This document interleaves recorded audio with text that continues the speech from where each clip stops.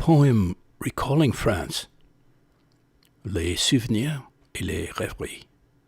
Memories and reveries.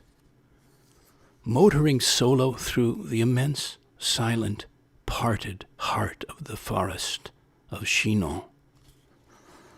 The bird-song air of the country shopkeepers, bonjouring and au revoiring. Taking café au lait and croissant on a mild autumn morning on a pea-stoned patio, ankle-deep with jubilant ducks and geese. Slowly sipping glasses of cold rosé under an awning-striped umbrella on the Roule plage, musing on the glinting waves in Old Nice. The buttons of goat cheese served from a wicker tray in a Gigondas vineyard, tasting of fresh fallen pears the goats fed on there in the orchard. The ear, air, and chest-filling ringing of great cathedral bells, summoning up centuries of history and sacred mysteries. Promenades along the Croisette in Cannes, creamy with sea light, the Tuileries gardens tinted with autumn, the sidewalks of Aix-en-Provence ladled with summer. The purple hues of Mont Ventoux, the allées of trees, the cobbled squares, the well-swept streets, and sun-warm plaster walls.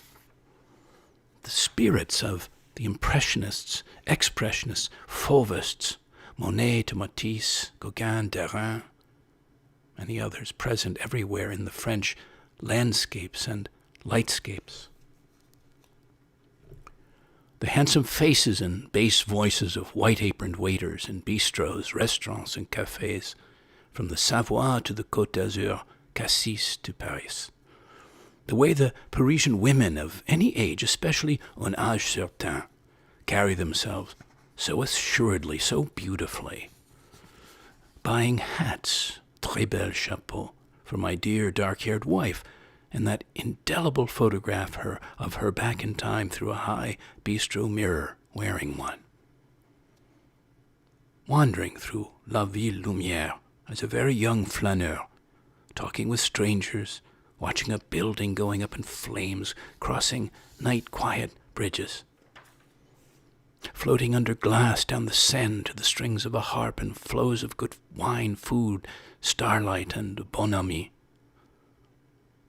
Playing pétanque with bright silver balls in the courtyard of a Loire Valley chateau where I stayed for an enchanted time high up in a fairy tale tower. The miraculous ice cream soufflé at Fouquet on the Champs-Élysées, the table of lovely young ladies aside mine, the only other table at Le Chien qui Fume. The Promenade des Anglais, the Seine, the Hall of Mirrors, the Place des Vosges, the Gare du Nord. The opening scene of Mamoulian's Love Me Tonight, Jean Renoir's Grand Illusion, and Jacques Tati's Monsieur Hulot. Listening to Charles Trenet sing La Mer and Que Reste-t-il, Tino Rossi sing Guitare d'amour, Bizet's Pearl Fisher's duet, Je t'aime toujours, the Joie de vivre, the je ne sais quoi, each pas de deux, savoring the many streams of memories and marvelous reveries of France. Bonsoir et bienvenue, good evening or good morning or afternoon, depending on where you are, and welcome, mesdames et messieurs. Thank you for choosing to lean in to this 34th floating poetry broadcast in our weekly series. Coming to you live from the blue and bright water coast of New England, Nouvelle-Angleterre, from Watch Hill, Rhode Island, by the sea, the je ne sais quoi sea. This is your poet and poetorialist and alchemist, Colin Goedecke, inviting you each and all this week to immerse with bonhomie in France and things stylishly, deliciously, and marvelously French, calling all long-time or would or could be Francophiles. Last week we voyaged to Greece and the Grecosphere, The week before to Italy and the Italosphere.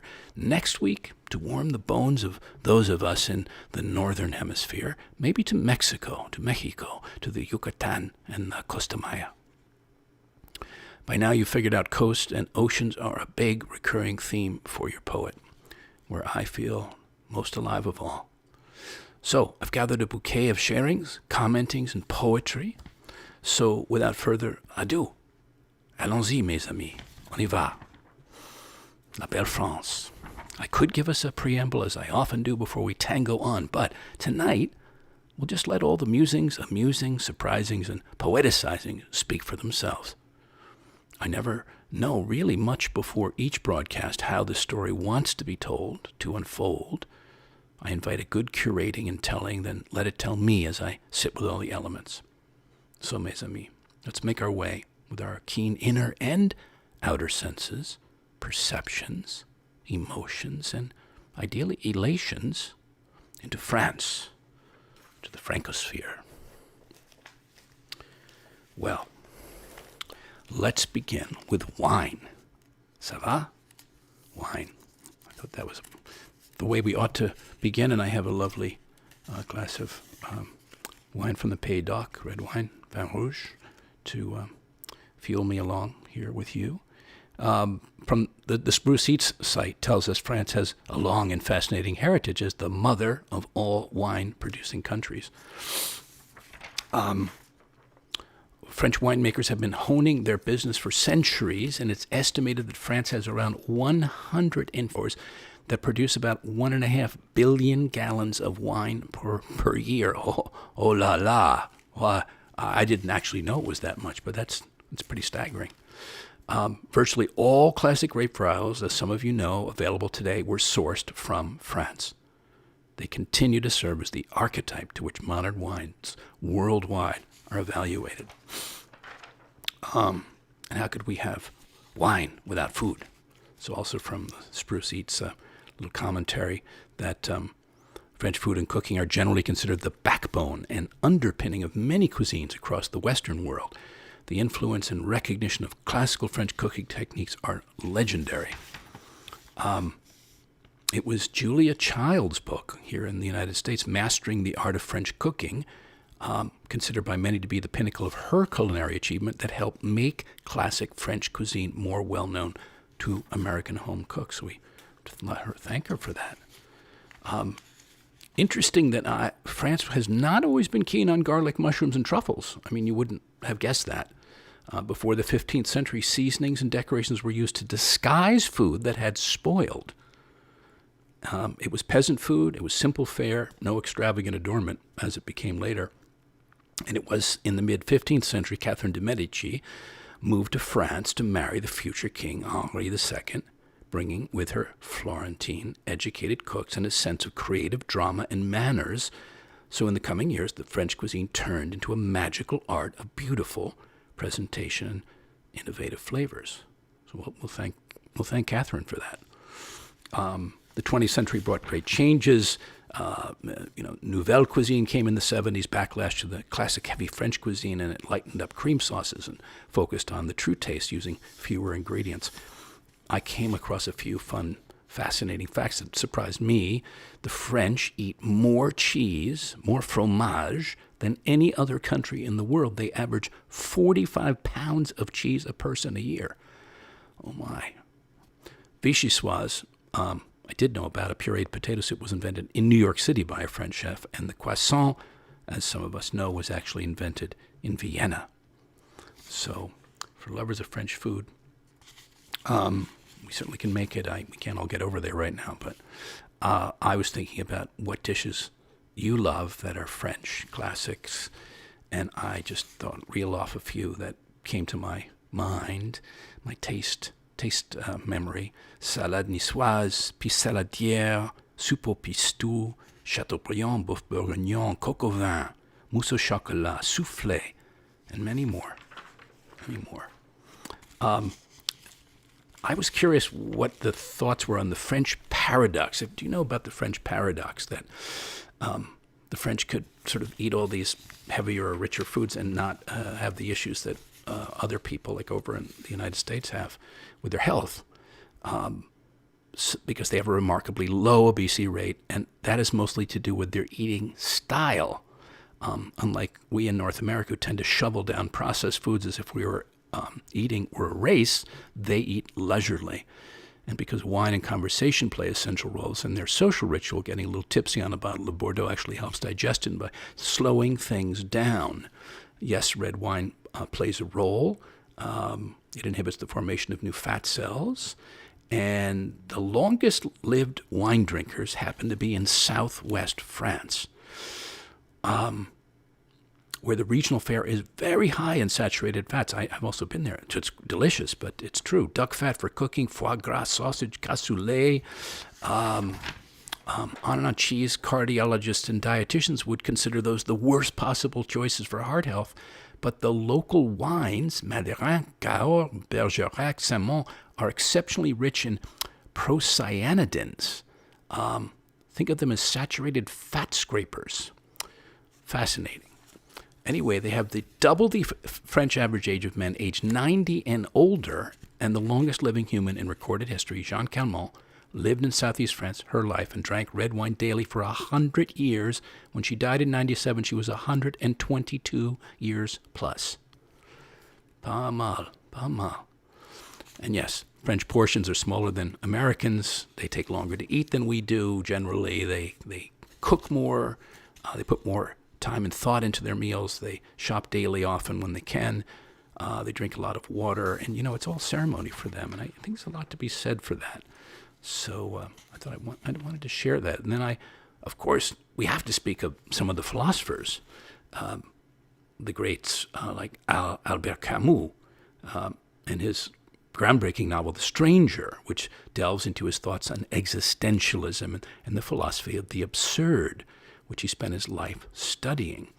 Now, I chose him too because he had one of the most beautiful quotes that I felt would be good for us right now in our sort of the winter of our discontent on so many levels with what's happening around us.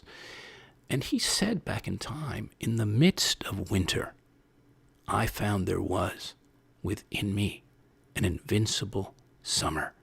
And that makes me happy, for it says that no matter how hard the world pushes against me, within me there's something stronger, something better, pushing right back. Thank you, Camus.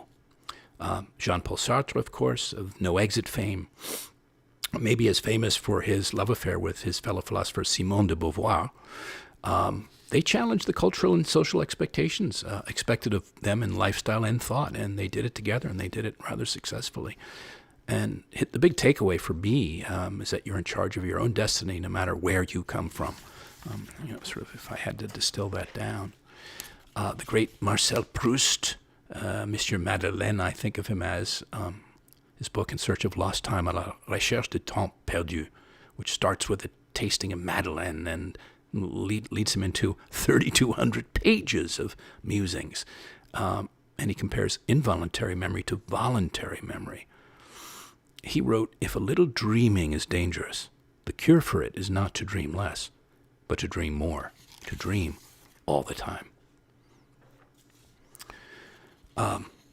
Poets from the past who were great influence, certainly we'd have to talk about Charles Baudelaire, and he was on more of a melancholy side of things, which had not been really the way for most, but he was great influence, and he's perhaps best known for his book of poems, Les Fleurs du Mal, The Flowers of Evil. They were the jumping off point for many very well-respected poets like Paul Verlaine and Arthur Rimbaud. They called him a true god and the king of poets. So if you don't know that book, you might want to open it. I pulled up a poem that I happen to really like of his, called The Sadness of the Moon, in translation or interpretation.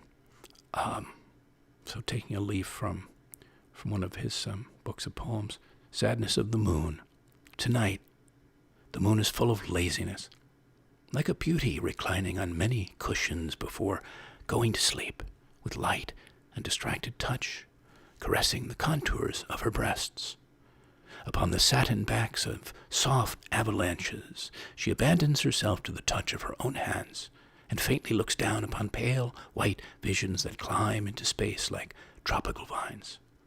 From time to time, in her lonely delirium, she lets a quick tear shoot across the sky, and a pious poet, awake all through the night, takes this pale tear like a fragment of opal into the palm of his hand and places it within his heart, far from the eyes of the sun. Merci, Monsieur Baudelaire. Jules Verne, what an adventurer and an adventurous soul, and so many great tales that he spun for us, including The Journey to the Center of the Earth, 1864, which, if you don't know, it tells the story of a German professor who finds a strange code in a manuscript talking of volcanic tunnels that lead down to the center of the Earth. So he sets off to explore with others and encounters strange prehistoric beasts and natural hazards and search for the Earth's core. It's thrilling and brave, even to this day. This extraordinary novel is definitely, for me and others, a testament to the power of the imagination and the period's fascination with scientific progress. I'm not sure we could compare it to exactly our fascination with technological progress as it's happening today, but back then that was a big leap. I was thinking, dialing up to World War II and the expat community, the American writers like Hemingway and others who spent time in Paris especially. So I came across in Brain Pickings, great site, .com or org, I'm not sure. In August of 1944, the liberation of Paris commenced, marking the beginning of the end of World War II in France. 6 days later, on August 25, the occupying German garrison surrendered. Well, there was a collective joy, of course, everywhere. But that same day, Ernest Hemingway, who had been living in Paris as one of the lost generation's famous expats, which included Gertrude Stein and F. Scott Fitzgerald, waged a different kind of liberation effort. The Ritz Hotel and its famed bar, which Hemingway had come to love as a home and an idyllic drinking spot during his pre-war reign in Paris, had been co-opted as the quarters of German generals in 1940. So, on this day, Hemingway, the world's best-known living writer at the time, donned a steel helmet, mounted an army jeep in the dirt roads of the French countryside, and led his small private army as they set out to liberate the Ritz. And they did. And they drank well, I think, after that. I was thinking of all the great achievements of France and the French through time. And I, as an image maker, visual poet, as well as a written and spoken and performing poet, I was wondering what we could come up with to share with you about, or I could, on the immense French influence on photography. Well, in the 1850s, there was dramatic technical change and great artistic flowering. Artists of the first rank, many trained as painters, took up a fully mature medium and made ambitious works of art, often for patrons of the highest social rank. It wasn't industrialized then. It was very handcrafted, more like a cuisine than a science, and like a good cookbook provided the foundation of knowledge on which individual photographers could build their experience. So each photographer's work from then, you'll see if you know it or explore it, has a very particular and specific complexion, whether it's a color or tonal range or surface quality or crispness, but each one has an individuality not often associated with later photography. So that was very, very interesting to share with you, and that at the great exhibition of the works of industry of all nations, the first World's Fair in the Crystal Palace in London's Hyde Park in 1851, it was the French advances that were introduced there that would alter the development of photography in the next decade, profoundly. And you probably know a few of these photographers. I wanted to mention a few because they're amazing. Andreas Feininger, he was born in Paris. He later moved to Germany, but he worked in different countries, and he defined urban photography throughout the 20th century and still has an impact. He depicted the interplay between humanity and nature. His photographs feature colossal man-made structures and other works of architectural engineering. Brassai, who was born in Hungary in a different name, changed it to Brassai, and lived in Paris, worked as a painter, sculptor, journalist. His friend André Kertész introduced him to the medium, and he was hooked, and he took his camera around Paris at night and captured very iconic images that if you saw them, you'd know, even if you don't know it's him, Brassai. Eugene Atget, pioneer of documentary photography. He captured vital, stunning moments on the Parisian streets using an archaic wooden Bellows camera. Old buildings, ordinary people, rag collectors, tradesmen. Most people didn't notice his work during his life, but almost at the end, members of the Surrealist movement in Paris tried to promote it to a larger audience, and years after his death, it became influential for street photographers and photographic journalists. It's got a lot of sense of nostalgia. He's affected me. They all have. And this was a poem that I was inspired through him when I was roving around Brooklyn one time, but sort of putting the Atget lens on myself. An Atget day, it's called. No bellows, negatives, or long exposures. Only a stream of silent reflections, rendered in the lens of my third and fourth eyes. As I flaneur about in the early morning light among the sleeping shops, lining the west side of the village street, all steeping in the clear September sun, each front its own endlessly faceted glass plate, holding intaglios of inner and outer space, objects, intersects of still and moving moments, revealing scenes, mise-en-scènes, soon to vanish in the stirring of the city's clockwork men and machines in the day's arriving Congress and commerce. And just a couple more of them. Lartigue, fantastic, heavily influenced modern photography. Most of his life he thought of himself as a painter until he was 69 that his photography was discovered and brought him international acclaim. So it's never too late for a lot of things. So his hobby became, and his early work became his most famous. Nadar, Félix Nadar, significant French photographer, probably one of the most important, dynamic, passionate aviation enthusiast, took flights in hot air balloons to capture images of the skyline of Paris, and pioneered the use of artificial lighting in photography.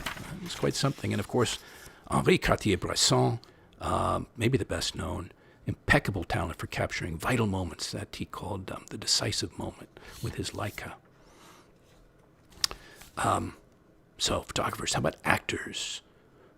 My favorites, and you probably have your own, there's a lot of them, but I'll just throw them out because they might conjure up some interesting memories or feelings. Jean Gabin, Michel Piccoli, Yves Montand, Jacques Tati, Gérard Depardieu, Charles Boyer, Alain Delon, Jean-Louis Trintignant, Louis Jouvet, Daniel Auteuil, Jean Rochefort. He's fabulous, one of my most favorites, probably in one way. I think he's still around. See his film, The Hairdresser's Husband, La Mariée de la Coiffeuse. Louis Jourdain, and on and on. So, yeah. I was going to tell you about Django Reinhardt, but we know a lot about him, so I won't go into him this time. But I want to bring more of the landscape in right now. The beautiful, resonant, sensual, often both landscapes and mise-en-scènes of all parts of France. And I used to go quite a lot on my own, at first for many years as a solo Francophile, and then ultimately over time with my wife when I was married. And we had these marvelous older friends, French couple. He was from the north, the Savoie, and she was from the south, from Antibes, and they were very harmonious, but they're completely different parts of the French world. And this poem emerged in the resonance of their garden, their jardin in Antibes. It's like this wonderful microcosm of so much. And I titled this The Mise en Scène at La Bérengère. That was the name of their place. Autumn. For Raymond et Michel. Several pommes de Savoie sitting Matissely in the bowl. Le Soleil du Sud, warming the garden. Painted Provençal pots, urns of boxwood, camellia and geranium. Orange trees thick with fruit. The broad green gate you leave and return through, the slight tick of different clocks, the scent of vervin rising from the tisane, the scenes of French masters mirrored by Tante André, the plates of fine fromage chosen with taste, le comté Reblochon chèvre, the pied d'Anglois we laugh about, la musique du monde that floats around the room, Zarzuela, Mozart, Trenet, Fats Waller, your dear faces and voices, all savored through a sweet autumn interlude in Antibes. They're in my hearts, those two. And he would be, I have one more poem about him as a character I've met in my life who was very indelible, and he would be, I think, almost 100 now, or certainly 90-something, 95, 7. I thought you'd like to know about how French cigarettes became the coolest in the world. Short, stubby, and with an intense, distinctive smell. This is from a Medium piece that I came across by Imran Rahman Jones. It's easy to make unkind and stereotypical comparisons between French people and their iconic cigarettes, but Gitans and Gaulois are subject to a prospective law in France, I guess right as we speak, which has smokers up in arms. The bizarre proposition from a European Union directive aims to ban certain tobacco brands, including Marlboro and Lucky Strike, for being too cool. How about that? They first appeared in 1910, rose to popularity in the interwar period.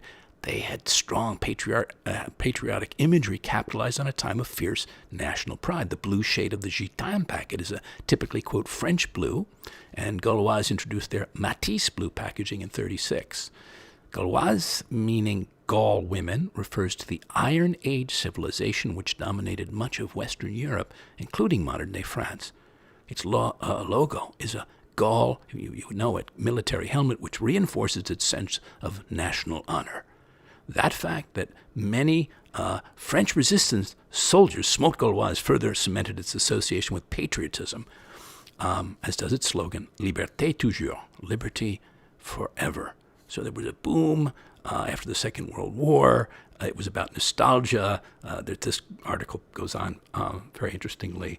And of course, all the great French stars of the day would rarely be photographed without a cigarette in their hands. And there was a different perception of the brands. The Gaulois were associated more with the working man, while Gitan had slightly more stylish connotations. And of course, all the public intellectuals would smoke Gitan, like Sartre and Camus and so on. So a little bit for you on the cigarettes, which, by the way, George Orwell wrote about them. Jim Morrison and David Bowie were fans, just in case you were curious, and on and on. So, with the cigarettes, what about the Beret?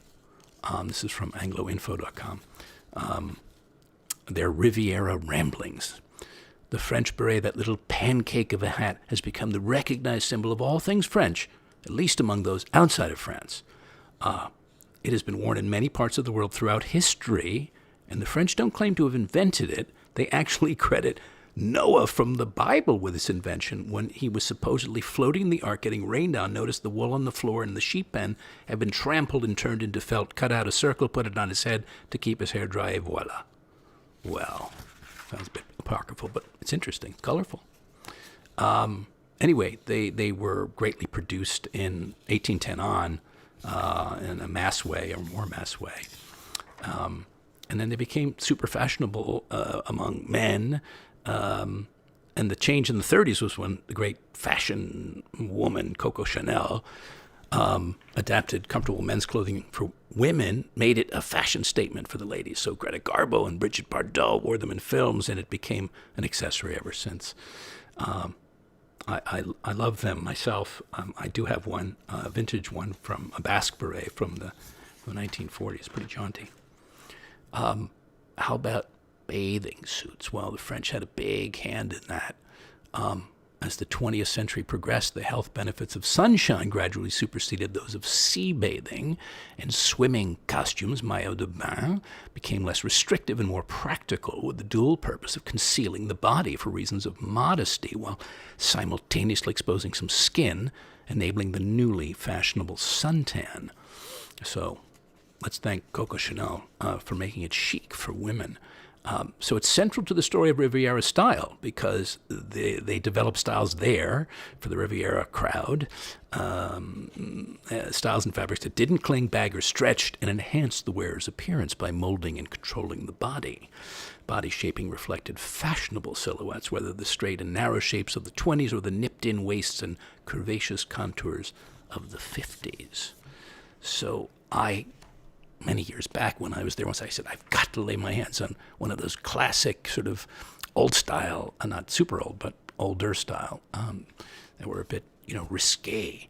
And I thought that'd be half the fun, and I found one and put it on, and it had a whole effect on just wearing it. Seemed very louche.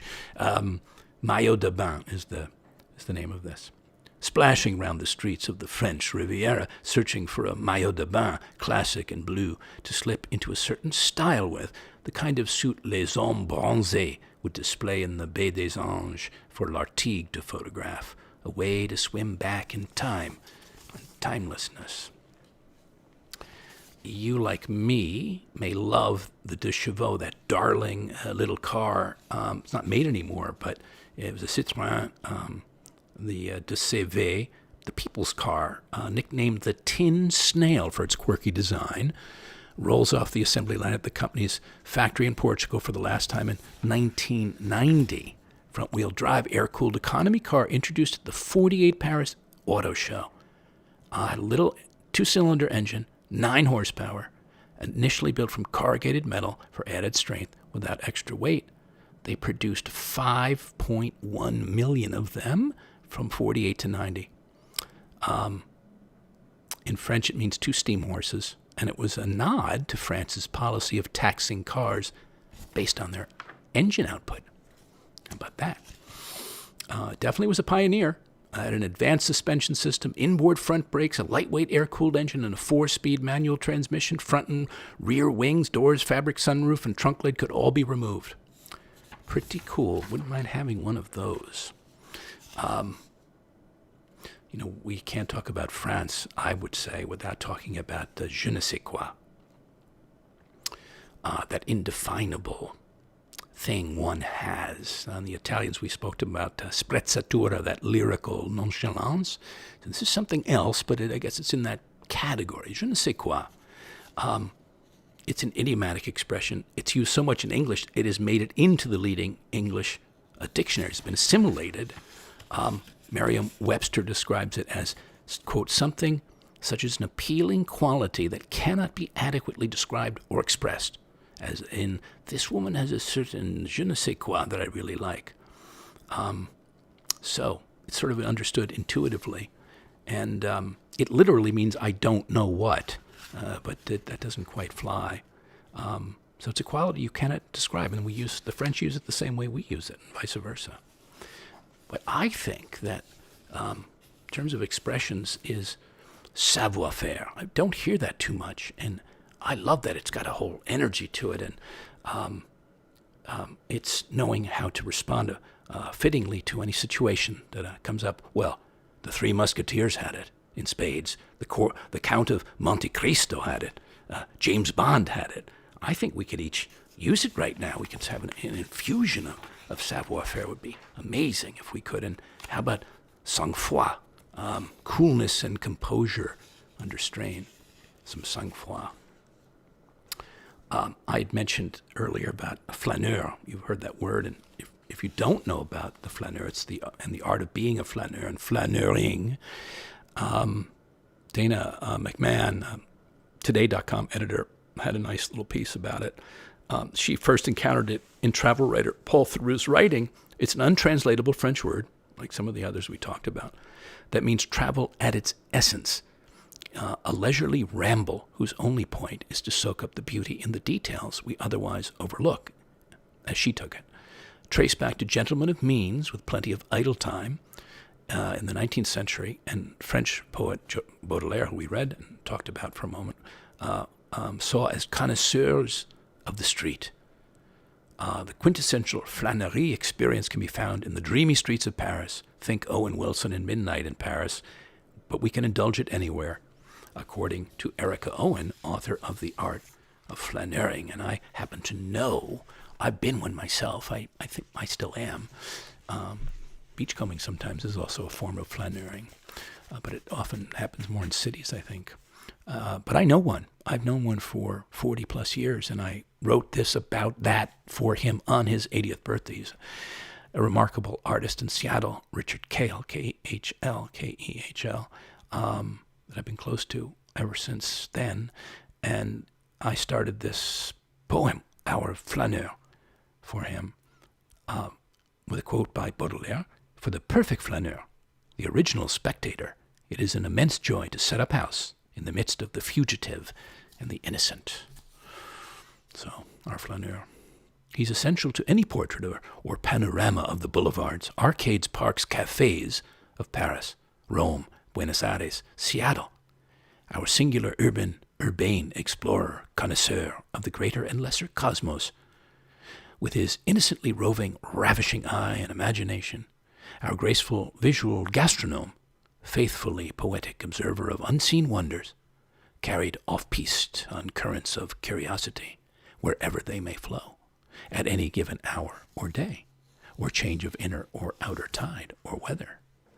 Our cartographer of the exceptionally ephemeral, indelibly yet inevitably fleeting scenes, signs, configurations, sometimes transfigurations, seeing and stepping with deep delight, his and ours, through the ever-turning, ever-tilting lens of his kaleidoscopic vision. Our flaneur. I want to try flaneuring. It's delightful. No destinations. You wander about, let the spirit take you, and the wind. From demarge.com was a comment on where Parisian fashion is right now. It says it's moved on from the beret and pencil-thin mustache, but some classics like the Breton tee, roll necks, and well-cut blazers remain, not forgetting the refined bohemian who still wanders the cobblestone streets in silk linen and some floppy type of hat. Key tip on how to dress like a Parisian: they're big on neatness, no hipster beards here, an impeccable fit, wearing clothes that highlight the silhouette. Espadrilles are, we know about those, but they've been around for centuries. Inhabitants of modern Spain, southern France, and around the world have proudly worn them. I've been wearing them for 40 plus years, but they came into history in 1322. That's amazing. I couldn't get over that. They were worn by peasants and infantry, while the wealthy and powerful wore leather boots or silk slippers. And of course, it became very fashionable. Even JFK, Picasso, of course, Salvador Dali, Yves Saint Laurent designed them for the ladies. But JFK, I like that. I found a picture of him wearing it back in time as a younger man, way before he became the president. Anyway, yeah, that was fun. So I have a poem here about the espadrilles. Thought I'd bring that in for us. Mes espadrilles, my espadrilles. Dans le jardin, sur la plage, sous le soleil, à la maison, my espadrilles glove each foot in Alpes-Maritime Frenchness and fond imaginings of painters and pêcheurs' footsteps.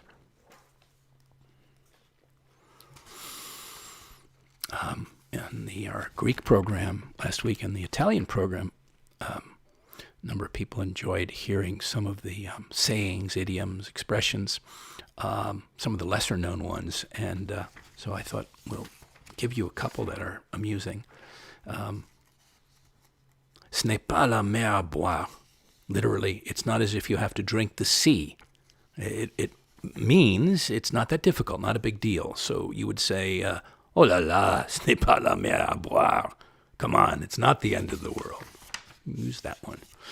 La nuit porte conseil. The night brings advice, means sleep on it in their way of using it. Impossible n'est pas français. Impossible is in French. Well, the actual meaning, which was attributed to Napoleon Bonaparte, is the equivalent of nothing is impossible. And while it may seem very patriotic, français doesn't actually refer to the French people, but rather to the French language, as in impossible is not a French word. How about this one? S'occuper de ses oignons. Literally, to take care of your own onions. A funny way of saying, mind your own business. S'occuper de ses oignons. And the last one, raconter des salades. To tell salads, literally, which means to tell lies when you want to tell someone that everything they think they know is false. Yeah, so there's a few amusing things for you. And now we're sort of coming down to the last stretch of things. And I mentioned in the opening about sort of those quatrains of in the poem about the memories and reveries, the sounds of the country people, and this came from this poem, the sound of the day-to-day life in my ears. L'oiseau du matin, the morning bird. Bonjour, monsieur. Bonjour, madame. Café au lait. Ah oui, madame. Et voilà, monsieur. Merci, madame. Bonne journée, monsieur. Bonne journée. Bonne journée, madame. So sweet. Well, we've all met famously French characters in character and out of character, and I've known my share. I'm sure there'll be others, but this was one amazing one. I was invited when I lived in New York. He was a very prosperous French butcher on the Upper West Side of Manhattan. And he had talked for time. Every time I saw him, he was quite smitten with my wife, and finally got us over to dinner and promised a pheasant. That was what he was. Why don't you come and have a pheasant? I'd never had one. Well, actually, I had one once, but that was another story. Anyway, went to his house and had this experience, and he, of course, was the center stage figure, and it's called the soirez. The succulent flavors of old-world France lick our lips as we dance from the lift to the floor. Down the hall, the closed door of a white rabbit hole opens to a starfish-eyed chanteuse and her escargot-nosed husband, Monsieur G, generously aproned in bonhomie. Glass balloons of Vin Rouge float over an old butcher's block. A pâté de campagne of conversation spreads itself out in the kitchen, cornichoned by rustic tales of red-cheeked youth. We're led to a glass-topped radiator for a fine pheasant-less fete. More balloons of wine, more four-colored fables with bubbles of laughter, with Mozart and Piaf duets as our digestifs, before we skinny out the rabbit hole and farewell the bright, outlandish evening. The soirée. More on that story offline, but there was more to that story. But it was a colorful evening, to say the least.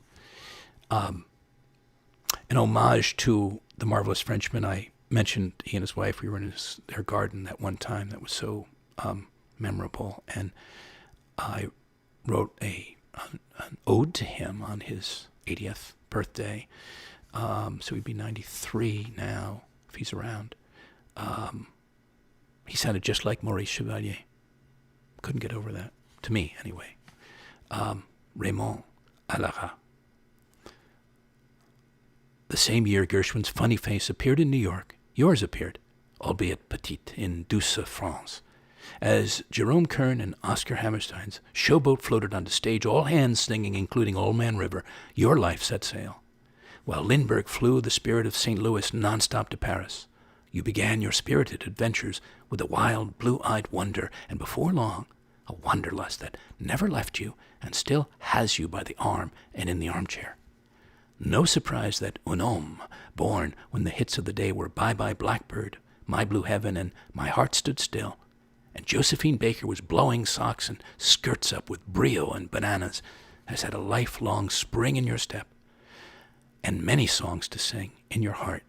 And here you are, 80 years later, through harvests and histories and Mistrals, hitting home runs, Babe Ruth style, but 20 better than his best year, going strong and superbly, like a forest, like a western sky at sunset, like a great gigondas, showing us who admire you and the turning world around you, your deep, simple magnificence. The last character came from a book, one of my favorites. I've read it so many times and given it to so many people. It's a small book. It's called Man Flies, and it's all about this enchanting character, Alberto Santos Dumont, hyphen between, the real father of aviation. So this poem was for him, written back in 2002, The Belle Époque Aeronaut. Dandy Santos Dumont, flying his yellow silk demoiselle over the summer gold treetops of old postcard France, or steering his beloved little Brazil and his floating red banner over the fashionable hats and houses of Paris, landing on the terrace of a favorite cafe, then lifting off like a champagne bubble after lunch, with his Panama hat, high collar, and elegant mustache. Alberto Santos Dumont. What a character. And obviously he was a balloonist, if you weren't sure. That amazing, innovative fellow. So, as we're now ending, I was trying to think of what would be fitting to end with, and here's where I landed. In honor of our fellow citizens of the world in France, that I'm dedicating this broadcast to the country and people and their esprit, I'd like to close with a toast to them in a song, or at least part of a song. Not the Marseillaise, though how stirring that always is. Just remember that scene in Rick's Cafe in the film Casablanca. It's the last time I saw Paris. Wistful song.